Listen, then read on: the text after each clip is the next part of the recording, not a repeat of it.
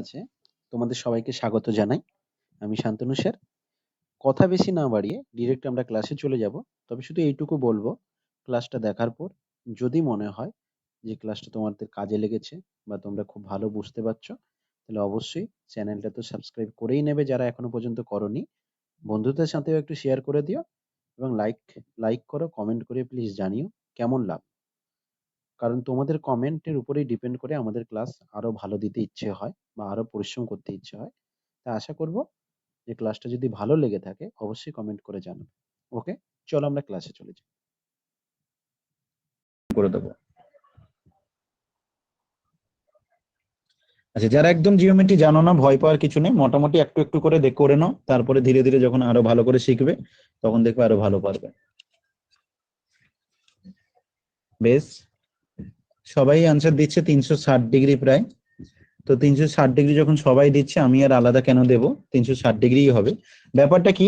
ব্যাপারটা হচ্ছে একটা বিন্দুর চারপাশে কোণের পরিমাপ বলছে, তাই যে তুমি এই হচ্ছে বিন্দু। বেশিরভাগ স্টুডেন্ট এখানে ভুল করে অনেকে যেটা সেটা ভাবে 0 ডিগ্রি। তোমাকে জানতে চাইছে যে একটা বিন্দুর চারপাশে কোণের পরিমাপ, তার মানে আমি একটা বিন্দু আছে, এইখান থেকে যদি আমি একটা লাইন টেনে এই লাইনটাকে পুরো ঘুরিয়ে দেই চারপাশ, তাহলে এই বিন্দুর চারপাশের কোণের পরিমাপ মানে একটা জায়গা থেকে শুরু করে পুরোটা ঘুরে আসা। তো এই পুরোটা ঘুরে আসা মানে কিন্তু অ্যাকচুয়ালি 360 ডিগ্রি হবে। ঠিক আছে, তো সেই হিসাবে আমাদের আনসারটা কিন্তু 360 ডিগ্রি হবে। একটা বিন্দুর চারপাশে বলেছে কথাটা, তো চারপাশে কোণের পরিমাপ কত হবে, সেটা হবে আমাদের 360 ডিগ্রি। আশা করি সবাই বুঝতে পেরেছো। একদম সোজা কোশ্চেন ছিল, কিছু কিছু কোশ্চেন একদম সোজাই দেওয়া ছিল। তারপরে নেক্সট কোশ্চেন বলছে যে একটা ত্রিভুজের 3টি কোণ যথাক্রমে এত এত এত, এক্স এর মান কত। এটাও সোজা কোশ্চেন দেওয়া ছিল। একটা ত্রিভুজের 3টি কোণ এত এত এত, তো এক্স এর মান কত হবে। একটা ত্রিভুজের 3টি কোণ,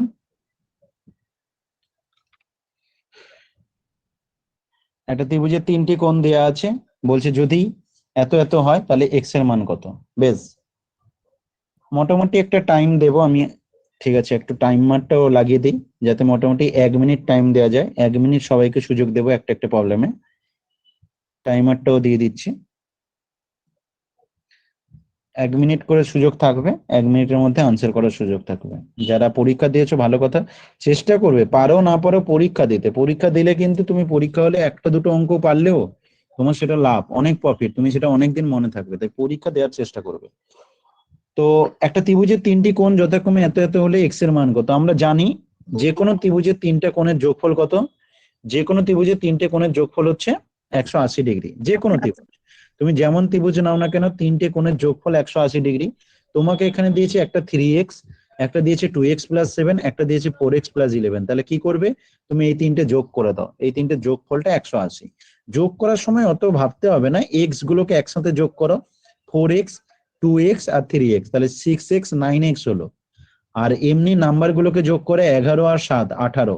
এই যোগফলটা তোমাকে দেওয়া আছে 180 ডিগ্রি, কারণ 3টে কোণের যোগফল দেওয়া আছে। আমরা জানি 3টে কোণের যোগফল 180 হয়। আর আমার এখানে সেটা দেওয়া আছে, একটা 3x, একটা 2x+7, একটা 4x+11। তো এখান থেকে আমরা পাচ্ছি 9x সমান 18কে যদি ওদিকে পাঠিয়ে দেই তাহলে 162 হবে।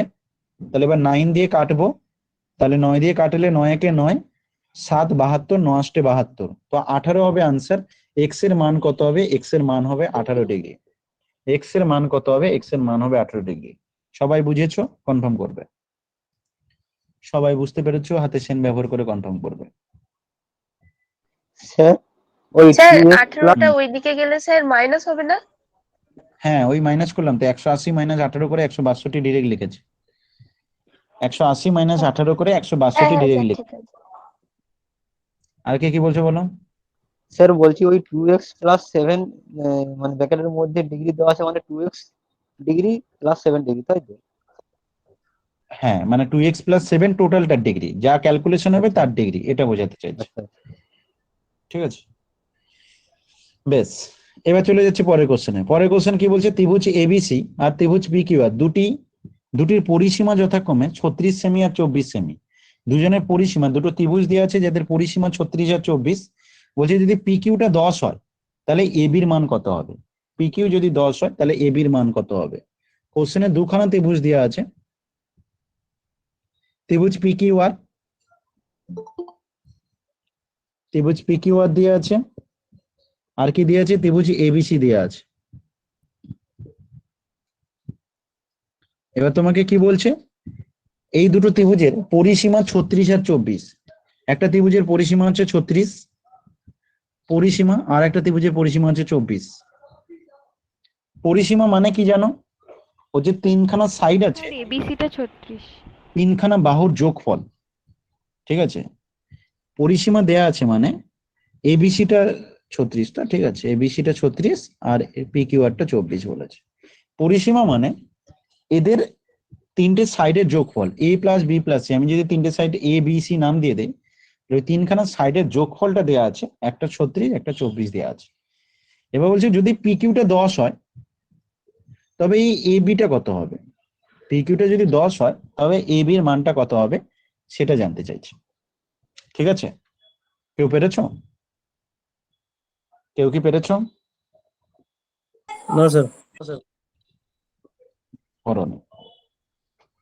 ব্যাপারটা কি হবে না, পরিসীমা, একটা ত্রিভুজের পরিসীমা আর বাহুর দৈর্ঘ্য, এদের একক যদি তুমি কম্পেয়ার করো, একক মানে আমরা যেমন একমাত্র ক্ষেত্রফল যদি করি, একটা ত্রিভুজের ক্ষেত্রফল যখন করি তখন সেটা বর্গ একক বলা হয়। ঠিক আছে, একটা ত্রিভুজের ক্ষেত্রফলের সময় বর্গ একক বলা হয়, কিন্তু বাকি সব জায়গাতে আমরা নর্মালি একক ব্যবহার করি। তো এই প্রবলেমের ক্ষেত্রে কি করা যাবে, যে দুজনের পরিসীমার মান দেওয়া আছে, তাদের একটা বাহু দেওয়া থাকলে আর একটা বাহু কত হবে, এটা হচ্ছে কোশ্চেন। এইসবের ক্ষেত্রে আমাদেরকে যেটা করতে হবে এই প্রবলেমের ক্ষেত্রে, সেখানে আমাকে কি করতে হবে, যে দুজনের পরিসীমার রেশিও মানে পরিসীমার অনুপাত সমান যে ত্রিভুজের পরিসীমা উপরে লেখা আছে তার একটা যে কোনো বাহু, মানে ওই কোন ত্রিভুজটা পরিসীমা 36 এবিসি, তাই ওর যে বাহুটা আছে এবি সেটা উপরে হবে, আর পিকিউ যেটা হচ্ছে সেটা নিচে হবে অন্য ত্রিভুজটার জন্য আর কি। ওদের এই রেশিওটা মানে অনুপাতটা যেটা, এই অনুপাতটা যেটা হবে সেটা কি হবে, যেহেতু 36 আর 24 এই রেশিও যেটা মেনটেন করবে, এখানকার রেশিওটাও সেই একই হারে মেনটেন করবে। তো এখান থেকে আমরা পিকিউর মানটা জানা আছে, পিকিউর মানটা কত 10, যেহেতু পিকিউর মান জানা আছে তাহলে বসিয়ে দেবে, এবির মান পেয়ে যাবে। তাহলে এবি সমান কত পাবে, 36/24 ইন্টু 10, তাহলে কত দাঁড়াবে, 12 দুনে 24, 12 তিনে 36, 2 5 10, 15 সেমি দাঁড়াবে, 15 সেমি, 15 সেমি দাঁড়াবে। এবি যেটা দাঁড়াবে সেটা কত হবে না, 36/24 ইন্টু 10। তো সেখান থেকে কাটাকাটি করো, 12 দুনে 24, 12 তিনে 36, 3 2 ইন্টু এত হবে। তো এবির যে মানটা দাঁড়াবে সেটা 15 দাঁড়াবে। বোঝাতে পারলাম? সবাই এই পর্যন্ত বুঝতে পেরেছো?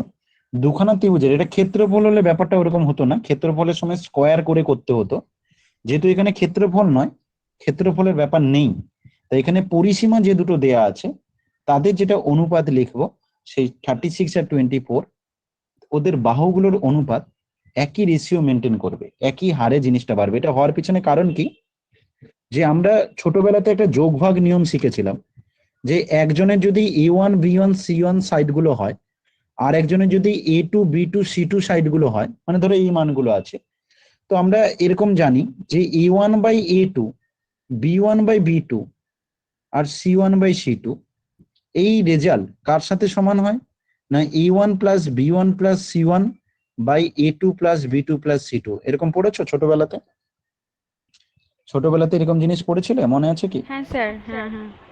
এই জিনিসটা এখানে মেনটেন হচ্ছে অ্যাকচুয়ালি আর কি। এখানে আমরা ওইটাই করছি যে দুখানা বাহুর অনুপাত, সেটা ওদের পরিসীমা, যে A1 plus B1 plus C1 মানে তো পরিসীমাটা না, তো এই দুটোকে নিয়ে কাজ করছি আমরা, যে ওদের বাহু দুটোর অনুপাত সমান ওদের পরিসীমা দুটোর অনুপাতের হবে।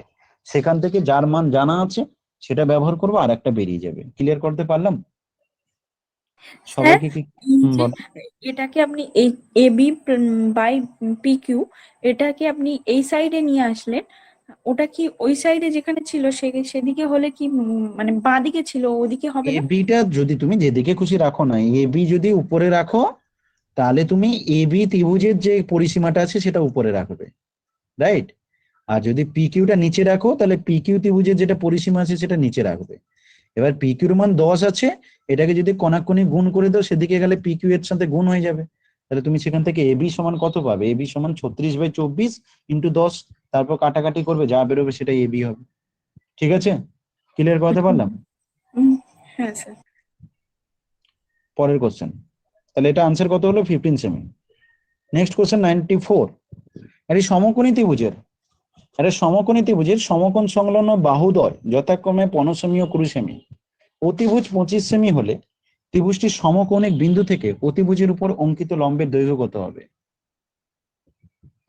বলছে একটি সমকোণী ত্রিভুজের সমকোণ সংলগ্ন বাহুদ্বয় যথাক্রমে 15 সেমি ও 20 সেমি। একটি সমকোণী ত্রিভুজ দেওয়া হয়েছে, তার সমকোণ সংলগ্ন বাহুদ্বয় কত দেওয়া আছে? না, সমকোণী ত্রিভুজের সমকোণ সংলগ্ন বাহুদ্বয় দেওয়া আছে 15 সেমি, সরি, একটা 15 আর একটা 20। তো বলছে অতিভুজ যদি 25 সেমি হয়, ত্রিভুজটির সমকোণিক বিন্দু থেকে অতিভুজের উপর অঙ্কিত লম্বের দৈর্ঘ্য কত হবে? অঙ্কিত লম্বের দৈর্ঘ্য কত হবে? কেউ পেরেছো?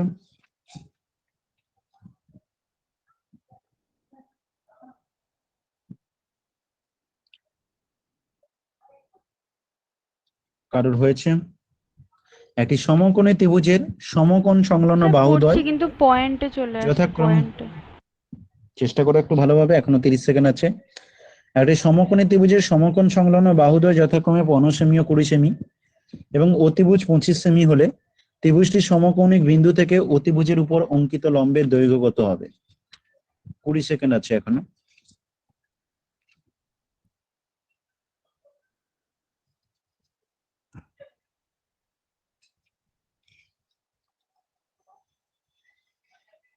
একটি সমকোণী ত্রিভুজের সমকোণ সংলগ্ন, 12 আনসার বলছে একজন। এই সমকোণী ত্রিভুজের সমকোণ সংলগ্ন বাহুদ্বয় যদি এত এত হয়, অতিভুজ যদি 25 সেমি হয়, ত্রিভুজটির সমকোণী বিন্দু থেকে অতিভুজের উপর অঙ্কিত লম্বের দৈর্ঘ্য কত হবে? কি করব? সমকোণী ত্রিভুজের সমকোণিক বিন্দু থেকে অতিভুজের উপর অঙ্কিত লম্বের দৈর্ঘ্য কি করে করব? স্যার দেখো, অতিভুজ স্কয়ার সমান লম্ব স্কয়ার প্লাস ভূমি স্কয়ার, ওই লম্বটাই বার করতে হবে। এখানে অতিভুজটা 15 পেয়ে যাব ছবিটা আঁকলে, আর যেটা ভূমি ওটা 12.5, 25-এর আচ্ছা, অর্ধেক। এখানে যেটা দিয়েছে তোমাকে একটু দেখে নেই। তোমাকে দিয়েছে একটি সমকোণী ত্রিভুজ। সমকোণী ত্রিভুজ মানে আমরা কি বুঝি? যার একটা কোণ 90 ডিগ্রি, রাইট? সমকোণী ত্রিভুজ মানে যার একটা কোণ হচ্ছে 90 ডিগ্রি। তো আমি এবিসি একটা সমকোণী ত্রিভুজ নিলাম। আমাকে বলছে সমকোণী ত্রিভুজের সমকোণ সংলগ্ন বাহুদ্বয় 15 সেমি 20 সেমি, তাহলে এটা 15 নিলাম, এটা 20 নিলাম। এবার বলছে অতিভুজটা 25 সেমি, বেশ, অতিভুজটা 25 বলাই আছে। তো যদি এটা হয়, তাহলে বলছি ত্রিভুজটা সমকোণিক বিন্দু থেকে অতিভুজের উপর অঙ্কিত লম্বের দৈর্ঘ্য কত হবে? এইখান থেকে তুমি এর উপর যে লম্বটা টানবে, এই লম্বের দৈর্ঘ্যটা জানতে চাইছে। ঠিক আছে, এটাই আমাদের কোশ্চেন, অঙ্কিত লম্বের দৈর্ঘ্যটা কত হবে। আচ্ছা, এটা আমরা ডিরেক্ট ফর্মুলা অ্যাপ্লাই করতে পারি। যদি কেউ মনে করে ফর্মুলা দিয়ে করবে, তাহলে লিখে রাখো, ফর্মুলাটা লিখে রাখো যদি কেউ ফর্মুলা দিয়ে করতে চাও। লেখো, সমকোণী ত্রিভুজের সমকোণিক বিন্দু থেকে, সমকোণী ত্রিভুজের সমকৌণিক বিন্দু থেকে অতিভুজের উপর অঙ্কিত লম্বের দৈর্ঘ্য, অতিভুজের উপর অঙ্কিত লম্বের দৈর্ঘ্য সমান সমকোণ সংলগ্ন বাহুদ্বয়ের গুণফল, সমকোণ সংলগ্ন বাহুদ্বয়ের গুণফল। স্যার আগে একবার বলুন না। সমকোণী ত্রিভুজের যেটা ভাষা আছে অঙ্কে, সেটাই এই লাস্ট পার্টটা আর কি। সমকোণিক বিন্দু থেকে, সমকোণী ত্রিভুজের সমকৌণিক বিন্দু থেকে অতিভুজের উপর অঙ্কিত লম্বের দৈর্ঘ্য সমান সমকোণ সংলগ্ন বাহুদ্বয়ের গুণফল, সমকোণ সংলগ্ন বাহুদ্বয়ের গুণফল বাই অতিভুজ। সমকোণ সংলগ্ন বাহুদ্বয়ের গুণফল বাই অতিভুজ। সমকোণ সংলগ্ন বাহুদ্বয়ের গুণফল বাই অতিভুজ। ক্লিয়ার করাতে পেরেছি সবাইকে? সমকোণিক ত্রিভুজের সমকোণিক বিন্দু থেকে অতিভুজের উপর অঙ্কিত লম্বের দৈর্ঘ্য সমান। সমকোণী ত্রিভুজের ক্ষেত্রে সমকোণী ত্রিভুজের ক্ষেত্রে সমকোণিক বিন্দু থেকে অতিভুজের উপর অঙ্কিত লম্বের দৈর্ঘ্য সমান সমকোণ সংলগ্ন বাহুদের গুণফল বাই অতিভুজ। তাহলে ফর্মুলা বসিয়ে যদি অঙ্কটা করি তাহলে খুব সোজা। কেন না, উপরে আমরা কি করব 15 × 20 করব আর নিচে 25 লিখবো। তাহলে ফর্মুলা জানলে খুব সহজে হয়ে যাবে। 5 × 4 = 20, 5 × 5 = 25, 5 × 3 = 15 করলাম, 12 হচ্ছে answer. Option A is the right answer. হয়ে গেল। কিন্তু সমস্যাটা কোথায় হবে, যদি আমি কোনো কারণে ফর্মুলাটা পরীক্ষা হলে ভুলে গেলাম তখন কি করব? পরীক্ষাটা করতে কোনো কারণে পরীক্ষা হলে আমি ভুলে গেলাম, তখন আমরা কিভাবে বের করব বলতে পারবে কেউ?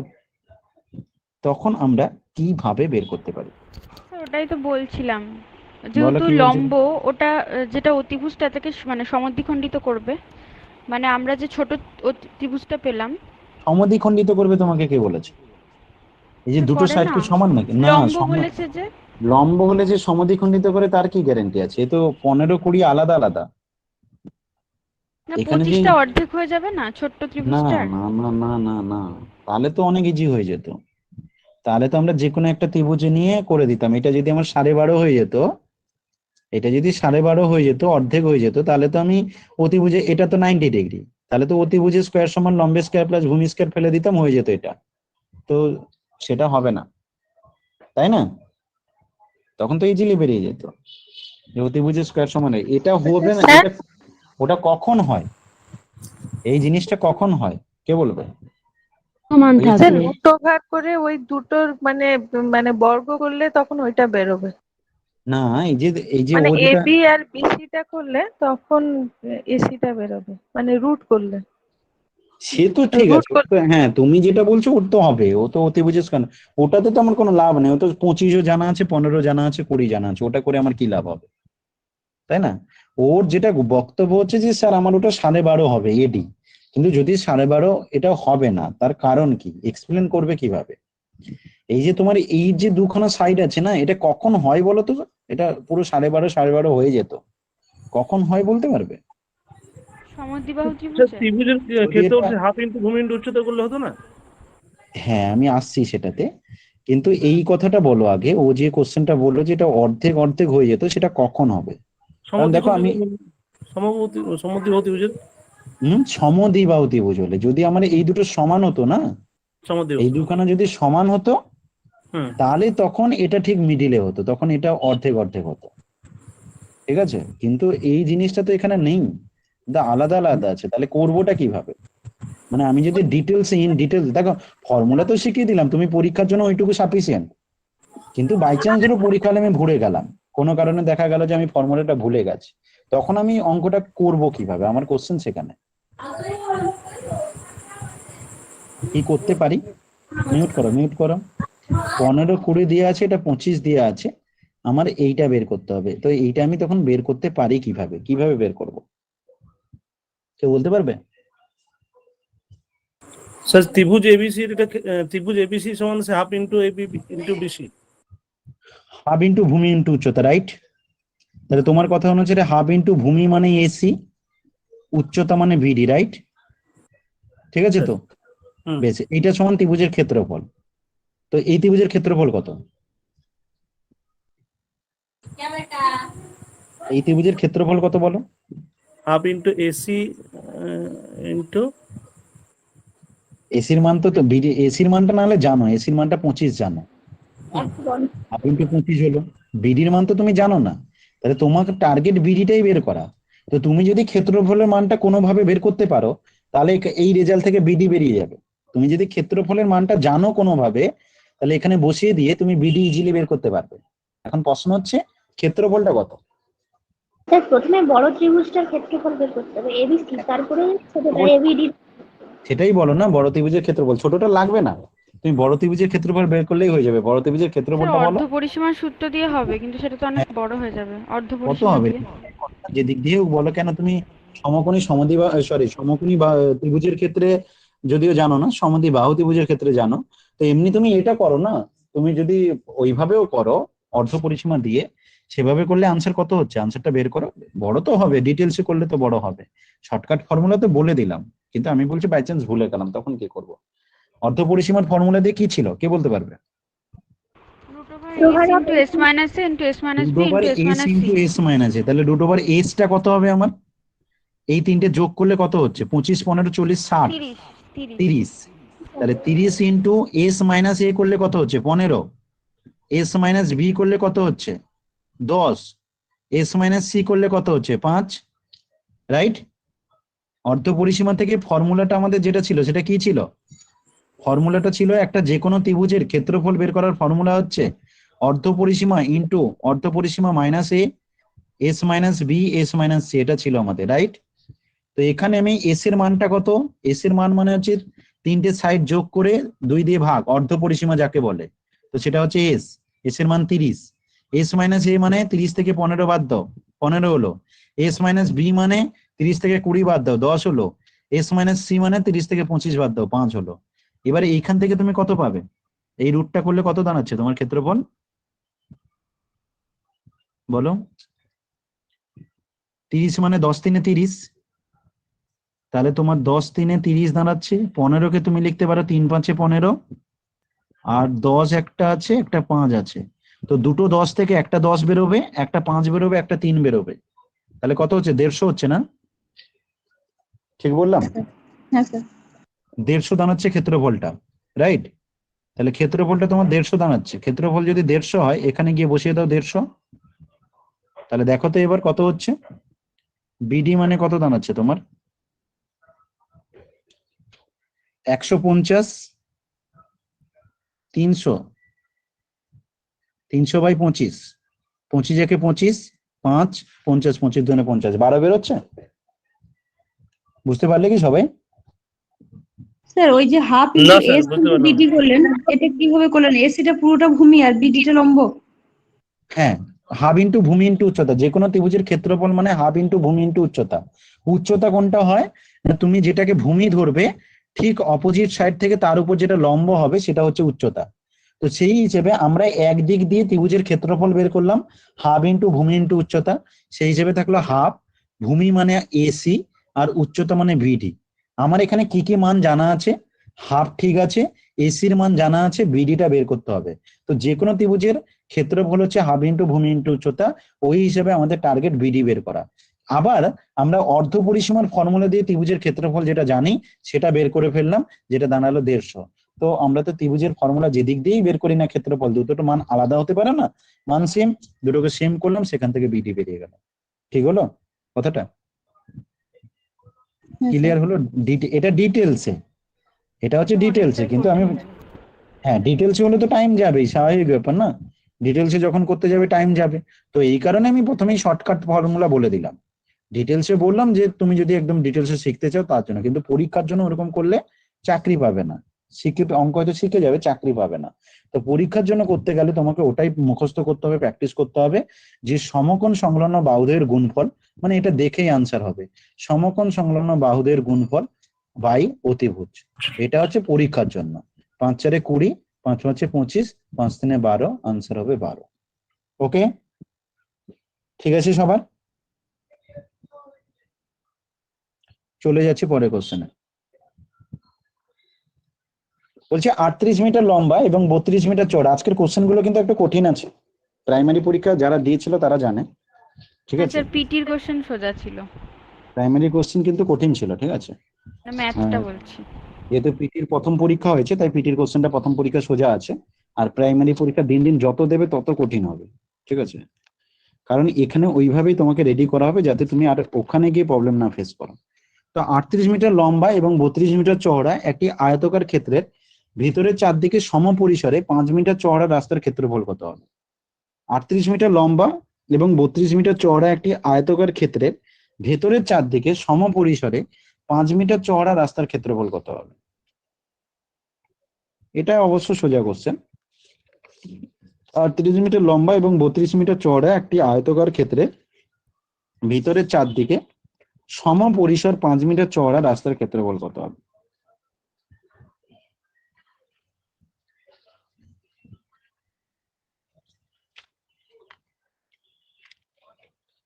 আর কে বলবে? 44 সেকেন্ড লেফট। 38 মিটার লম্বা এবং 32 মিটার চওড়া একটি আয়তাকার ক্ষেত্রের ভিতরের চারিদিকে সম পরিসরে 5 মিটার চওড়া রাস্তার ক্ষেত্রফল কত হবে?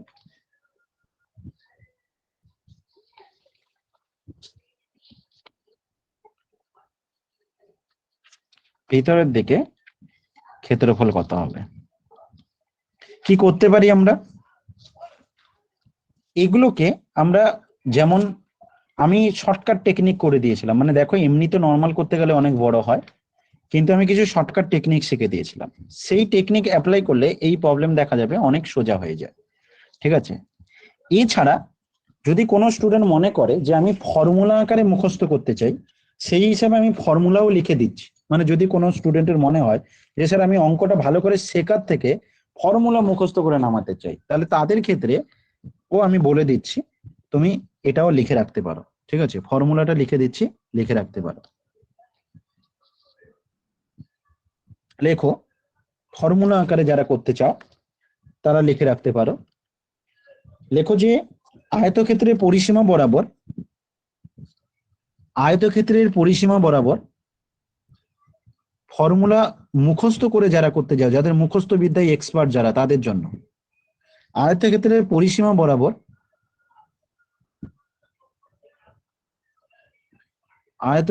পরিসীমা বরাবর এ একক চওড়া রাস্তার ক্ষেত্রফল, এ একক চওড়া রাস্তার ক্ষেত্রফল।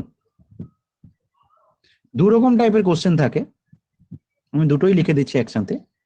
একটা হচ্ছে বাইরের দিকে রাস্তার ক্ষেত্রফল, আর একটা ভিতরের দিকে রাস্তার ক্ষেত্রফল। বাইরের দিকের ক্ষেত্রফল সমান লেখো আয়তক্ষেত্রের পরিসীমা বরাবর এ একক চওড়া রাস্তার ক্ষেত্রফল। প্রথমটা লেখো বাইরের দিকে রাস্তার ক্ষেত্রফল সমান, বাইরের দিকে রাস্তার ক্ষেত্রফল সমান 2 ইন্টু দৈর্ঘ্যযুক্ত প্রস্থ ইন্টু ওই এ এককটা প্লাস 4a স্কোয়ার বর্গ একক। বাইরের দিকে রাস্তার ক্ষেত্রফল সমান 2 ইন্টু দৈর্ঘ্যযুক্ত প্রস্থ। আমি আবারও বলছি, আমি কিন্তু শর্টকাট ভাবে ফর্মুলা উইদাউট ফর্মুলা অঙ্ক করা শিখিয়েছি এবং সেভাবেও দেখিয়ে দিচ্ছি। কিন্তু কোনো স্টুডেন্ট যদি মুখস্থ বিদ্যায় পারদর্শী হয়, যদি মনে হয় যে মুখস্থ দিয়ে আমি বেশিরভাগ প্রবলেম বের করব, তাদের জন্য এই ফর্মুলাটা লিখে দিচ্ছি যে আয়তক্ষেত্রের পরিসীমার এ একক চওড়া যদি হয়, বাইরের দিকের ক্ষেত্রে ফর্মুলাটা হবে 2 ইন্টু দৈর্ঘ্যযুক্ত প্রস্থ ইন্টু ওই যে এর মানটা যেটা দেয়া আছে প্লাস 4a স্কোয়ার বর্গ একক। আর এটা যদি ভিতরের দিকে হয়ে যায়, এইটা যদি ভিতরের দিকে হয়ে যায়, তার ক্ষেত্রে ফর্মুলাটা দাঁড়িয়ে যাবে 2 ইন্টু দৈর্ঘ্যযুক্ত প্রস্থ ইন্টু এ মাইনাস হয়ে যাবে, তখন মাইনাস 4a স্কোয়ার। বাইরের দিকে হলে প্লাস 4a স্কোয়ার হবে, ভিতরের দিকে হলে মাইনাস 4a স্কোয়ার হবে। এবার এখানে একটা সুবিধা কি, পরীক্ষা হলে তুমি কোনো কারণে যদি প্লাস হবে না মাইনাস হবে ভুলেও যাও, তুমি দুটো ক্যালকুলেশন করে দেখতে পারো। তখন তুমি বুঝে যাবে যে তোমার একটা আনসার এমন থাকবে যেটা তোমার দুটো একসাথে দেয় না সাধারণত, তোমার আনসার এমন থাকবে যেটাতে মিলছে সেটাই তুমি ক্লিক করতে পারবে, যদি বাই চান্স ভুলে যাও আর কি, তাও বলে দিলাম। তবে ভিতরে হলে মাইনাস সেখানে হয়, আর বাইরে হলে এই ফর্মুলাতে গিয়ে যদি তুমি ডিরেক্ট বসিয়ে দাও, আমাদের কোশ্চেনটা যেমন ভিতরের চারদিকে বলেছে, তো সেই হিসেবে আমাদের আনসারটা কত হবে? ভিতরের চারদিকে যেহেতু কোশ্চেনটা বলেছিল তাই মাইনাস হবে। তো আমরা যদি মানগুলো বসিয়ে দিই তাহলে পরিষ্কার বুঝতে পারছো 2 এর সাথে 38 আর 32 যোগ করলে কত হয়? 38 আর 32 যোগ করলে 70, 70 এর সাথে 2 আর 5 গুণ হবে, তার মানে আমাদের এই পার্টটা হচ্ছে 700। 700 থেকে কত বাদ যাচ্ছে? 4a square. 4a স্কোয়ার মানে 5 5 25 4 100 বাদ যাবে, তাহলে 700 থেকে 100 বাদ, আনসার হবে 600। Option B is the right answer, 600 বর্গ মিটার। ফর্মুলা দিয়ে যদি করি, আমি কি ফর্মুলা দিয়ে কনসেপ্ট ক্লিয়ার করাতে পারলাম? ফর্মুলা দিয়ে লাস্টের দিকটা আরেকবার বলুন স্যার। 2 ইন্টু দৈর্ঘ্যযুক্ত প্রস্থ, তুমি 2 ইন্টু এল আর বির মান বসিয়ে দাও। এল আর বির মান কত দিয়ে আছে বলো? 2 ইন্টু 38 আর 32 38 মানে 70, আর এর মান 5, তাহলে তোমার এইটা থেকে কত বাদ যাবে? 4 ইন্টু 5 স্কোয়ার মানে 25। তো তোমার এইটার গুণফল হচ্ছে 5 দুনে 10 আর 70 মানে 700। 700 থেকে 100 বাদ দিলে 600 হবে আনসার, রাইট? ঠিক আছে, হ্যাঁ স্যার, হ্যাঁ। এটা গেল ফর্মুলা। কিন্তু আমি পড়াইনি এরকম ভাবে, আমি ফর্মুলা ব্যবহার করে পড়াইনি। আমি পড়িয়েছিলাম কিভাবে? আমি পড়িয়েছিলাম স্ট্র্যাটেজি মেনটেন করে, মানে খুব যে ডিটেলস বড় ভাবেও নয়, খুব ছোট ভাবেও নয়। যেভাবে আমি কাজটা করেছিলাম, যে যদি কোনো কারণে দেখো, ছবিও আঁকতে হয় না, এখন আমি একবার ধরিয়ে দিচ্ছি তোমাদের যাতে আরেকবার মনে পড়ে যায়, তাই বলে দিচ্ছি। যে ধরো এটা 38 আর এইটা 32 ছিল, ঠিক আছে? তো তাহলে তোমাকে বলা আছে একটা 38 আর একটা 32। এবার ভিতরের চারদিকে সমপরিসর রাস্তা, ভিতরের দিকে বলেছে মানে আমার কমে যাবে। কত করে কমবে? 5 5 10 কমে যাবে, ঠিক আছে? নর্মালি যেটা আমরা ছোটবেলাতে করেছি সেটা কি করতাম না, আমাদের এই বড়টা যেটা হচ্ছে তার আমরা ক্ষেত্রফল বের করে নিতাম। ছোটবেলা যেটা করতাম, বড়টার ক্ষেত্রফল বের করে নিতাম, মানে 38 ইন্টু 32 করে নিতাম। তারপরে কি করতাম, যেহেতু 5 মিটার করে কমে যাবে দুদিকে, তার মানে আমার ভিতরে যে ছোট ক্ষেত্র মানে ছোট জায়গাটা দাঁড়াবে, যেটাকে আমাদের কি বলেছে, ছোট যে জায়গাটা দাঁড়াবে ভিতরের অংশটা, এই ভিতরের অংশটার ক্ষেত্রফল আমরা বের করতাম। যেটা কি হতো না, 38 থেকে 10 কমে গিয়ে 28 হতো একটা বাহু, আর একটা বাহু 32 থেকে 10 কমে গিয়ে 22 হতো। তাহলে আমরা এই বড় রেজাল্টটা থেকে 28 ইন্টু 22 এদের গুণফলটা বিয়োগ করতাম, দিলে যেটা দাঁড়াতো সেটা হতো আনসার।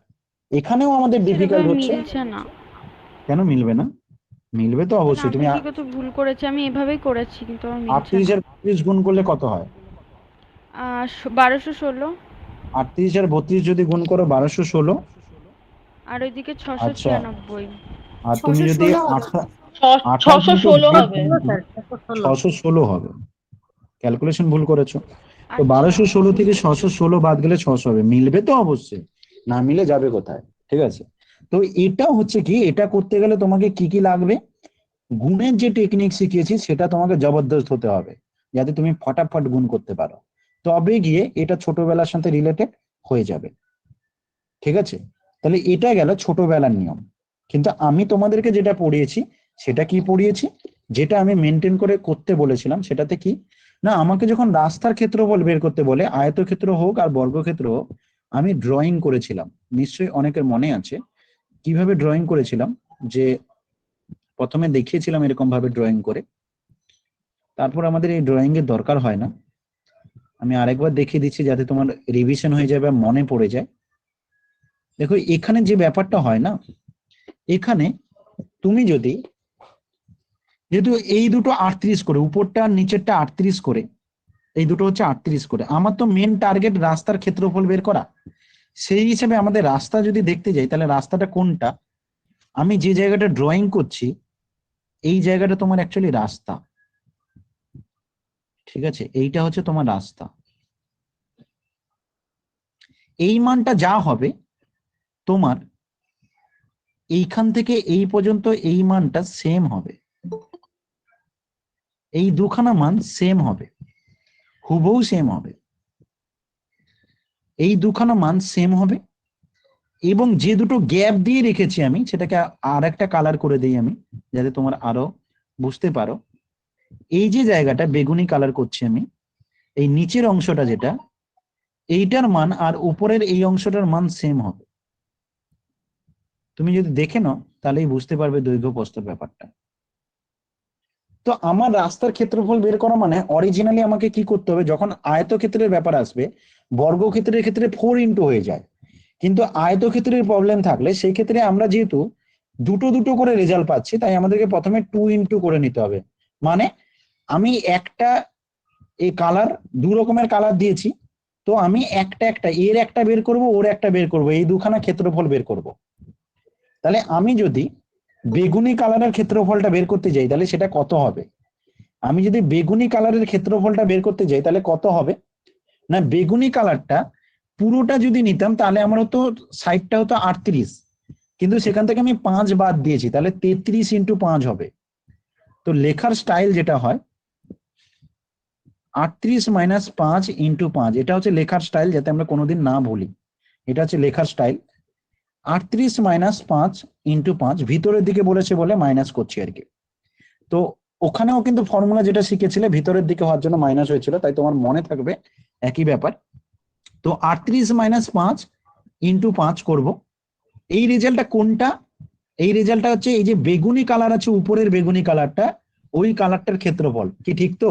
তার কারণ প্রস্থটা হচ্ছে 5 আর দৈর্ঘ্যটা দেখো মোট 38 ছিল, একটা 5 বাদ দিয়েছি, তার মানে 33। তো 2 ইন্টু দৈর্ঘ্য, 2টা বাইরে, 2র কথা ছাড়ো, তুমি এইটুকু অংশের ক্ষেত্রফল মানে দৈর্ঘ্য ইন্টু প্রস্থ, এটা দাঁড়ালো। একই রকম তোমার যদি তুমি আর একটা যে কালার দিয়েছি সেই কালারটা যদি বের করতে যাও, সেটা কত হবে? টোটালটা ছিল 32, একটা 5 বাদ যাবে মানে 27, তাহলে ওটা হবে একই রকম technique, 32 minus 5 into 5, 32 minus 5 into 5, যেটা দাঁড়াচ্ছে তোমার কি, যেটা আলটিমেট ইন্টু 5টা কি জন্য হচ্ছে? ইন্টু 5 মানে দৈর্ঘ্য ইন্টু প্রস্থ করতে হয় না কারোর ক্ষেত্রফল বের করতে গেলে। তো 32 আচ্ছা। মাইনাস 5 যেটা হচ্ছে সেটা দৈর্ঘ্য, আর ওই প্রস্থটা তো নিতে হবে, প্রস্থটা তো 5 মিটার, ওইটুকু জায়গাটা যতটা চওড়া, তো সেই না হিসেবে না, ওটা। ওই যে ইন্টু ইন্টু 5টা বুঝতে পারছি না, মানে 5 ওটাই বলছি তো, মানে ইন্টু 5টা মানে ওই যে প্রস্থটা তুমি যে এই যে অংশটা কেটেছো, এইটা তো নাহলে এই অংশটা নিতে হবে না, এটা 5 প্রস্থটা, দৈর্ঘ্য ইন্টু প্রস্থ। আচ্ছা তো যে কারণে আমার রেজাল্টটা, এই ভিতরের রেজাল্টটা যেটা দাঁড়াচ্ছে সেটা কেমন দাঁড়াচ্ছে, তাহলে আমরা এত কিছু ছবি টবি আঁকবো না, আমরা পরীক্ষাতে কি করব, যে স্ট্র্যাটেজি আমি তোমাদেরকে শিখেছি যেভাবে করবে, যে যদি কোনো আয়তক্ষেত্রের প্রবলেম দেয় সেই ক্ষেত্রে আমরা কোশ্চেনটা যদি ভিতরের দিকে থাকে, আমরা মনে রাখবো শুধু ভিতরের দিকে থাকলে কি হবে না, বাইরে 2 হবে, যা দৈর্ঘ্য দেওয়া থাকবে, ভেতরে থাকলে মাইনাস করব এবং গুণ করব। আর এটা পরেরটাও তাই, সেম টেকনিক, মাইনাস করব গুণ করব। এই রেজাল্টটা কত দাঁড়াবে না, 2 ইন্টু একটা 33 ইন্টু 5 আর একটা হচ্ছে 27 ইন্টু 5। তো তোমাকে কিন্তু এখানে আবার গুণ করতে যেও না, তাহলে বড় হয়ে যাবে ক্যালকুলেশন। তুমি দুজনের মধ্যে 5 কমন, তাই 5 বের করে নাও বাইরে, তাহলে 5 দুনে 10 হয়ে গেল, ভিতরে হয়ে গেল 33 আর 27 যোগ করলে 60, তাহলে তোমার আনসার হচ্ছে 600। এটা হচ্ছে আমার স্ট্র্যাটেজি। এটা যদি ভিতরে না থেকে কোশ্চেনটা বাইরে হতো, তাহলে এই যে মাইনাস যে দুটো জায়গা আছে, এই দুটো মাইনাসের জায়গায় প্লাস হয়ে যেত, আর কোনো চেঞ্জ হতো না। এই যে দুটো জায়গায় মাইনাস আছে, এই দুটো মাইনাসের জায়গায় প্লাস করে দিতে, আর কিছু চেঞ্জ হতো না। এটা আমার স্ট্র্যাটেজি, আমি এটা ফলো করা পছন্দ করি। বুঝাতে পারলাম কি? ক্লিয়ার হলো সবার? তাহলে মনে রাখবো কি, ভিতরের দিকে যখন হবে, আমরা তো নর্মালি যে কোনো জিনিস করতে গেলে দৈর্ঘ্য ইন্টু প্রস্থ করি, তো যখন আমাকে ভেতরের দিকে বলবে তখন দৈর্ঘ্য থেকে আমি 5 বাদ দেব এবং সেই 5 গুণ করব, তার সাথে আবার প্রস্থ থেকেও একই করব, 5 বিয়োগ করব, 5 গুণ করব। এই একই জিনিসটা 2 ইন্টু এটা করছে, কিন্তু এই জিনিসটা যদি আমার বর্গক্ষেত্রের উপর প্রবলেমটা থাকতো, তাহলে আমাকে দুটো করতে হতো না, যে কোনো একটা করতে হতো, কারণ বর্গক্ষেত্রের প্রতিটা বাহু সমান, আর এখানে 2 এর পরিবর্তে 4 হয়ে যেত। যে কোনো একটা করতে হতো এই জিনিস, আর আমার এখানে 2 এর পরিবর্তে 4 হয়ে যেত যদি বর্গক্ষেত্র হতো। কি গো, ক্লিয়ার করাতে পারলাম কি? 3টে তো করে দিলাম, কোনটা মনে হচ্ছে বেশি ইজি হবে? বর্গক্ষেত্রের ক্ষেত্রে এইটা করতাম, এইটা ধরো দুটোই 38 যদি থাকতো, এটা ধরো দুটোই 38 থাকতো, তখনই তো বর্গক্ষেত্র হয়ে যেত, তাই না? তখন আমরা করতাম 4 ইন্টু 38 মাইনাস 5 ইন্টু 5, আর কিছু করতাম না, এটাই হতো আনসার। এটা 2 এর জায়গায় 4 হয়ে যেত। বুঝতে পারলে? এবার বলো, 3টের মধ্যে কোনটা বেশি মনে হচ্ছে ইজি হবে? প্রথমেরটা ছোটবেলা থেকে করেছি বলে। ও, প্রথমেরটা বলতে যেটা ফর্মুলা বললো, হ্যাঁ ফর্মুলাটা। আচ্ছা, এইখান থেকেই কিন্তু ফর্মুলাটা বেরিয়েছে, এইখান থেকেই কিন্তু ফর্মুলাটা বেরিয়েছে জানো। এই যে আমি যেটা করলাম, এই দেখো 2 into 38 minus 5 into 5, right, plus 32 minus 5 into 5, এটাই করেছি। এইটাকে ফর্মুলা বানিয়েছে কিভাবে দেখো, রাইটাররা কিভাবে ফর্মুলা বানিয়েছে দেখো। রাইটাররা কি করেছে, 2 বাইরে রেখে দিয়েছে, ঠিক আছে। এবার কি করেছে, 38 ইন্টু 5 আর 32 ইন্টু 5, এটাকে তুমি যখন ভাঙবে তখন প্রথম রেজাল্টটা কি হবে, 38 ইন্টু 5 মাইনাস 5 ইন্টু 5, তারপরটা কি হবে 32 ইন্টু 5 মাইনাস 5 ইন্টু 5, ঠিক আছে। এবার রাইটার কি করেছে, রাইটার এবার করেছে এটাকে 2 ইন্টু ওই 38 আর 32 এর রেজাল্ট দুটোকে কাছে রেখেছে, তাই লিখেছে যে 38 প্লাস 32 ইন্টু 5 করেছে, তারপর মাইনাস কটা আছে, এটা হচ্ছে 5 স্কোয়ার, এটা 5 স্কোয়ার, মানে -2 ইন্টু 5 স্কোয়ার। ঠিক আছে, এবার ওরা 4 করেছে কেন, এই যে বাইরের দুইটা ওটা ওর সাথে আগে থেকে গুণ করে দিয়েছে। ঠিক আছে, সেই হিসাবে ওটাকে 4 লিখেছে রাইটার। বুঝতে পারলে, ফর্মুলাটা এখান থেকে এসছে, কিন্তু যিনি বানিয়েছে এটা সেটা কিন্তু এই টেন্ডেন্সি নিয়েই করেছে। ক্লিয়ার করাতে পারলাম? ফর্মুলাতে কি তাহলে 2 ইন্টু দৈর্ঘ্য প্লাস প্রস্থ ইন্টু এ হবে তো? হ্যাঁ হ্যাঁ না হ্যাঁ, 2 হবে না? টুটা এরপরে রাইটার কি করেছে, পরের স্টেপে রাইটার করেছে দুইটা সবার সাথে গুণ করে দিয়েছে, তার জন্য ফর্মুলাতে দাঁড়াচ্ছে 2 ইন্টু দৈর্ঘ্যযুক্ত প্রস্থ ইন্টু ওই এটা মানে ওই যে 5 যেটা ছিল -4 ইন্টু 5 স্কোয়ার, এইটা রাইটার করেছে। বুঝেছো? এইটা রাইটার করেছে ফর্মুলা।